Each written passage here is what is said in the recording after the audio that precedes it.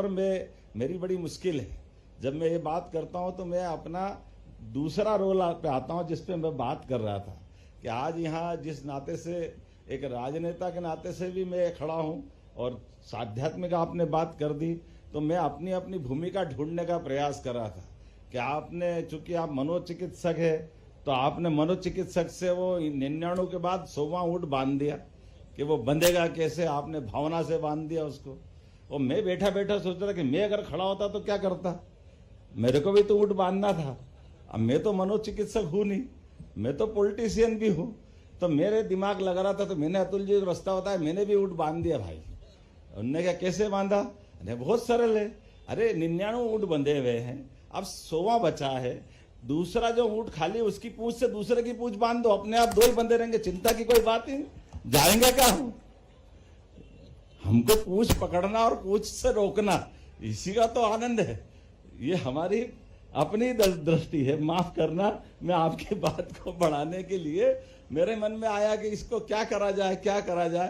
तो आप बताओ, वो ऊंट हिलेंगे क्या सुबह तक? अरे मैं कह रहा हूं वो महीने भर तक नहीं हिलेंगे। देखे हिले कैसे, पूंछ तो उखड़ेगी नहीं, वो अपने आप बंधे रहेंगे। लेकिन चूंकि आपकी भावना पवित्र है, तो आपने आपकी भावना से बात कर दी। अब हम ये सोच रहे हैं कि अमेरिका ने मना कर दिया, वो चाइना करे जा रहा, तो भारत बैठा बैठा क्या करेगा? भारत को तो इधर भी देखना, उधर भी देखना, भारत को अपनी चिंता करना पड़ेगी ना। हमारे अपने दर्शन की दृष्टि से भारत ने आध्यात्मिक दृष्टि से, अपने ज्ञान से, अपनी बुद्धि से, मेधा से, अपने आचार्यों से, ऋषि मुनियों से, हर काल में अपने अपने नियम बनाए, उस ढंग से जीना चालू कर दिया। लेकिन उस जीने चालू करने में हमने तो नियम पालन करे, लेकिन शक आए। अभी अपना अमृत काल चल रहा है, और अभी थोड़े दिन पहले हमने संवत का परिवर्तन हुआ है। अब हमने तो कहा कि साहब, हम तो अपने सूर्यास्त से सूर्योदय तक ही हम सूर्य के सामने ही शस्त्र धारण करेंगे। लेकिन जो आ रहा वो क्या कर रहे हैं? उनने कहां से शुरू कर दिया? अकबर ने शासन चलाया, बड़ी बात है, लेकिन अकबर ने पहली लड़ाई लड़ी तो पंजाब के अंदर जिस किले के ऊपर जिस शासक को मारा, वो तो सुबह 6 बजे अपना किला चेक कर रहा था ना। उसने तो शंख ध्वनि नहीं की थी, नगाड़े नहीं बजे थे, लेकिन वो अपनी सेना के पहले सेना का संचालन कैसे होगा, व्यवस्था कैसी होगी, किले की सुरक्षा व्यवस्था कैसी क्या है। और देखते देखते अकबर आया, पहली बार बंदूक उसके पास थी। उसने कहा ये युद्ध हो रहा, युद्ध होगा। बोले किससे होगा? सामने सामने की सेना हो गई। 14 साल की उम्र में अकबर को लगा कि भाई ये कौन चेक कर रहा? बोले ये राजा। बोले इससे तो लड़ना है। बोले कब लड़ना? बोले जब शंख न बजाएगा, घड़े घंटाल बजेंगे, नगाड़े बजेंगे, तब मरेगा। अरे बोले फालतू की बात है, ला बंदूक दो मेरे को। उसने टपका दिया, ऊपर से हो गया युद्ध पूरा। ये जो हमारे साथ अन्याय हुआ है, हम तो सब मान रहे हैं, लेकिन सामने वाले माने कि नहीं माने। तो ये जो आज के दौर में ज्यादा जरूरी है, इसलिए मैं यशस्वी प्रधानमंत्री को धन्यवाद देना चाहूंगा। उन्होंने कहा जो भी नवीन तकनीक आए, हम सबसे पहले उस दिशा में आगे जाएं। हम उसके प्लस में भी रहेंगे, माइनस में भी रहेंगे। जिस रास्ते से हम जा रहे हैं उसके खतरे भी है, लेकिन खतरे के अलावा हम नहीं करेंगे, लेकिन दुनिया तो आगे जा रही है। दुनिया की दौड़ तो कहां तक जा रही है, उसको देखने की जरूरत तो है। और इसीलिए हमको सतर्कता के भी रखना है, लेकिन उसमें अपनी जो निष्णात होने की क्षमता है, उसमें पीछे नहीं रहना है। इसलिए आवश्यक सावधानी भी जरूरी। ये हमारे जीन्स में, हम किसी के साथ अन्याय नहीं कर सकते, ये हमारे जीन्स में। लेकिन कोई अन्याय हमारे साथ करे तो हमको अन्याय का बदला लेते तो आना चाहिए, उसका एहसास तो हमको हो। मैं तो वैसे ही विनोद में सुबह कहानी सुना रहा था, ऐसे रिपीट कर देता हूं।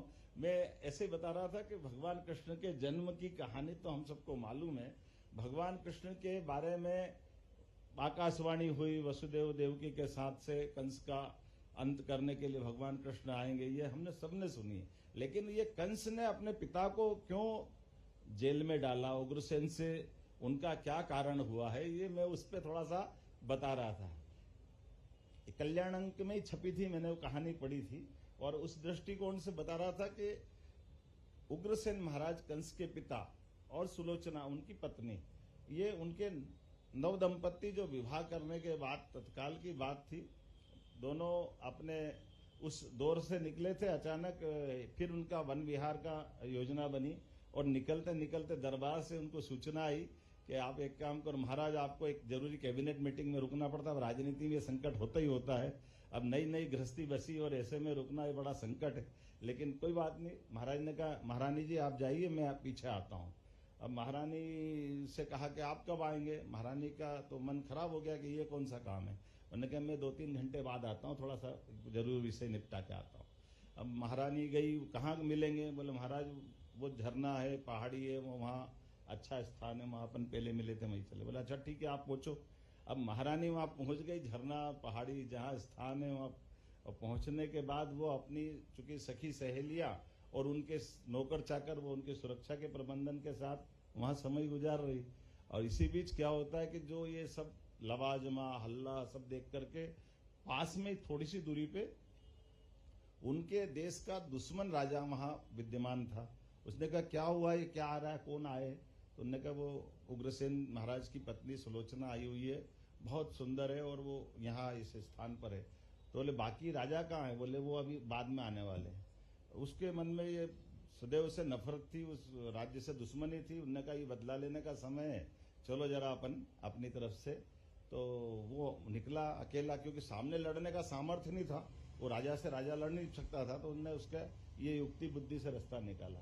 ऐसा कहते नहीं, जैसे आपकी भाषा में हमारे यहाँ तंत्र है, मंत्र है, यंत्र है। अभी यंत्र से कहानी चल रही है, तो यंत्र की अपनी तरीका है जो बगैर आत्मा के चल जाता है। मंत्र हमारी सात्विक मार्ग पर ले जाता है, तंत्र हमारे तांत्रिक मार्ग पर ले जाता है। लेकिन इन सबका ऊपर एक और है, वो है षड्यंत्र। जिसके तीनों जर्नी चले उस पर षड्यंत्र चलते। षड्यंत्र से उनने अपने आप को वहां जाके खड़ा करा और सोचा कि अब मेरे को इससे निपटना। परमात्मा की दया से उसको एक विद्या आती थी, और वो विद्या ये थी कि वो रूप बदल लेता था।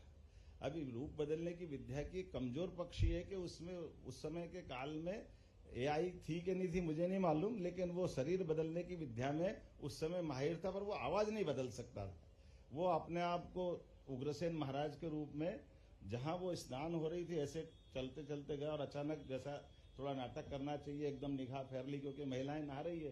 तो सारे जितने भी वहां उस समय उनकी परिचारिका और बाकी लोग थे, महाराजाओं का हल्ला मचा, और वो सब दाएं बाएं भागते नजर आए, और महारानी अकेली रह गई। अब महारानी से महाराज आप कैसे आ गए अचानक। तो बोले मुझे काम, अब कुछ बोला कुछ नहीं, ऐसे अपने से मिलने का जो तरीका था, नाटक था। तो वो महारानी और दोनों मिले, और इसी घटनाक्रम में जो एक दुखद घटना थी महारानी के साथ जो होना चाहिए थी, वो महाराज समझ करके उनका अपना मिलन हुआ। और मिलन के उस व्यवहार से वो एकदम, वो रानी को लगा कि ये उग्रसेन नहीं हो सकते, और इसीलिए उनने एकदम से इस बात का विरोध किया कि ये क्या नाटक है। तब ये एकदम से अट्टहास करते हुए अपनी असली आवाज में बोला। तब तक तो वो समझ गई कि तुम कौन हो दुष्ट, मेरी अपनी सतीत्व को भंग किया, मेरी लाज का, मेरे परमात्मा की मेरी अपनी सतीत्व की ताकत होगी तो मैं इस पूरे मामले में तुमसे बदला लूंगी। तो वो कहता है कि तुम चिंता मत करो, तुम्हारी तो पतिव्रत धर्म में कुछ नुकसान नहीं हुआ, मैं तो आया था उग्रसेन के रूप में, अब मेरा पाप है, तुम्हारा कोई स्वभाव नहीं है। बोले नहीं कोई भी हो, मैं ये बर्दाश्त नहीं कर सकती कि मेरे साथ ऐसा कोई घटना करे। मैं तो बोला तुम चिंता मत करो, ये परमात्मा की लीला है, तुम्हारा अपना पवित्र भाव है, लेकिन तुमको मैं प्रसाद दे रहा हूँ कि एक अच्छा सुंदर बलिष्ठ व्यक्ति एक आपके परिवार में जन्म लेगा, और उससे आपका आगे जो भी उसके बारे में वो शुभकामना देता है। लेकिन वो अपनी उस भाव से कहती है परमात्मा, इस घटनाक्रम की अगर मैंने अभी तक भगवान के प्रति भक्ति की होगी, साधना की होगी, तो मुझे मेरे वंश से, मैं यदुवंशी हूं, मेरे परिवार में कोई ऐसा वंश का कोई कुमार पैदा होगा जो इसकी मौत का कारण बनेगा। वो कंस की मौत का कारण भगवान कृष्ण ने वहां उसके संकल्प से लिया है। मुझे लगता है कि उस जमाने में वो आवाज वाला एआई का मामला नहीं था, नहीं तो बाकी तो पूरा एआई था, वो दूसरा खड़ा हो गया और कहां से आ गया, ऐसे तो बना एआई का तरीका है। लेकिन काल के प्रवाह में इसकी जो सावधानियां, उससे भी हम बात रखते रहे। मुझे इस बात की प्रसन्नता है, नानाजी देशमुख ने जिस भाव के आधार पर ये अपने संस्थान की स्थापना की, जिसने हमारी संस्कृति को लेकर के और सबके भले की बात को सोचते हुए, दीनदयाल उपाध्याय जी के दर्शन को लेकर के, जैसे हमने जिस भाव को लेकर के ये अपना आप में एक समाज परिवर्तन की दिशा का संकल्प है, ऐसे में विचारों की इस अभिव्यक्ति में, विचार गंगा में मैंने अपने 2 शब्द कहने का प्रयास किया। आज मैं दिन भर से अलग अलग प्रकार से इसे जोड़ने का प्रयास कर रहा था। यशस्वी प्रधानमंत्री के नेतृत्व में हमारी सरकारें सभी प्रकार के ऐसे कामों के लिए समान रूप से आगे बढ़ रही है। माननीय प्रधानमंत्री जी की भी प्रेरणा है माननीय सचिन जी यहाँ बैठे, नीति आयोग के माध्यम से सुशासन के बलबूते पर आधुनिक तकनीक को योग्य प्रकार से लोगों के जीवन को बदलने के लिए जो बेहतर हो सकता है वो हम सब करने का प्रयास भी कर रहे हैं। और ऐसे में हम विरासत से विकास की ओर लेके जा रहे हैं। तो हमारे यहाँ इसी विक्रमादित्य का विक्रम संवत का परिवर्तन हुआ है। माननीय भाई साहब यहाँ बैठे हैं उज्जैन के विक्रमोत्सव के कवि सम्मेलन में भी, और बाद में पहले भी आप हमारे बीच में उज्जैन में भी गए थे। हमने विक्रमादित्य के उस गौरवशाली इतिहास को जीवंत करने के लिए सबके बीच लाने का एक संकल्प लिया है। और उसी विक्रमादित्य की इतनी प्रकार की घटनाएं, इतनी सारी चीजें हैं, उसमें विक्रमादित्य के साथ विक्रम बेताल के लिए चंदा मामा, माफ करना, उनकी तो वो कहानी में मूल भाव जने का ही चला गया। कुल 25 कहानी है, 25 के बाद 26वीं नहीं है। लेकिन चंदा मामा को अपने अंक छापना था तो वो हमेशा सिर फट जाएगा और कहानी आगे बढ़ाते रहते थे। कब किसका सिर फट गया, लेकिन वो कहानी का एक कथानक ढूंढ लिया उनने। असली में 25 कहानियां हैं। और ऐसा माना जाता कि बेताल कोई भूत नहीं है, बेताल विद्वान व्यक्ति है। लेकिन बेताल जैसा होता है कि जब कुछ सत्ताधीश अच्छी सत्ता बिखर जाती है, जैसे वर्तमान में अफगानिस्तान या कई राज्य के और हिस्से अपन देखते हैं, तो जो विद्वान लोग रहते दरबार में होते, साथ जुड़े, वो इधर उधर चले जाते हैं। तो अपना दरबार छोड़ के राजा गर्दभील के समय के बेताल बहुत प्रतिष्ठित व्यक्ति थे दरबार में, लेकिन उस काल में वो वहां से निकल गए। तो जंगल में, ऐसे में विद्वान लोग क्या है, जंगल में अपना आशियाना बना लेते हैं। तो जंगल में आशियाना बना लेते हैं। लेकिन जब सुशासन स्थापित होता, जब विक्रमादित्य ने सत्ता बना ली, तो सत्ता बनाने के बाद उसके दुश्मनों ने भी निर्णय कर लिया कि विक्रमादित्य को मार करके, युद्ध करके सामने नहीं लड़ा जा सकता है। तो फिर षड्यंत्र चालू कर दिए। तो षड्यंत्र ये हुआ कि विक्रमादित्य को मारना है, तो विक्रमादित्य को मारने के पहले उसके साथ ऐसे उसके राज्य के विद्वानों को भी मारना चाहिए। तो एक तीर से दो शिकार कैसे हो जाए, इसलिए एक रचना बनी कि जैसे भगवान राम के काल में माता सीता के अपहरण के लिए सन्यासी बनकर के भिक्षा मांगने सीता जी के कुटी पे आया था, ऐसे इस काल में वापस विक्रमादित्य के उस भाव को समझते कि विक्रमादित्य की कमजोरी क्या है, ये वीरता से तो नहीं जीता जा सकता। तो विक्रमादित्य की एक कमजोरी थी कि उसके सामने जो कोई भी याचक बन के खड़ा होगा, और वो अगर साधु वेश में है तो वो तो और श्रद्धा से, तो उसकी जो इच्छा वो पूरी करने के लिए तत्पर हो जाते हैं। तो विक्रमादित्य के सामने जो आया, उसने कहा कि उस समय नरबली चलती थी कि मुझे नरबली चाहिए। तो नरबली क्या चाहिए, उन्होंने कहा वो बेताल है, वो आपके नगर के आगे जाकर के मुझे उसको लाके दो, उसकी बलि चढ़ाना है। और ये कहानी का मैंने लघु रूप में बताने का प्रयास किया कि वो बेताल को मांग करके फिर बेताल के पता क्या है ये सब समझा देता है। बेताल के लिए विक्रम जाता है, विक्रम बेताल से बोलता कि मुझे आपको ले जाके देना है। वो साफ दिल का आदमी बता देता कौन बुला रहा है, बोले मुझे वहाँ एक साधु को देना है, वो आपकी बलि चढ़ाना चाहते हैं। उन्होंने कहा बेताल बोलता है विक्रम से, तुम भोले हो। वो एक एक करके 20-25 कहानी सुना करके वो विक्रम की भी परीक्षा लेता, क्योंकि विक्रम से भी पहला परिचय है। तो विक्रम की बुद्धिमत्ता क्या है, विक्रमादित्य को तोलता, और ऐसी 25 कहानी कहते कहते पूरा षड्यंत्र समझ जाता है।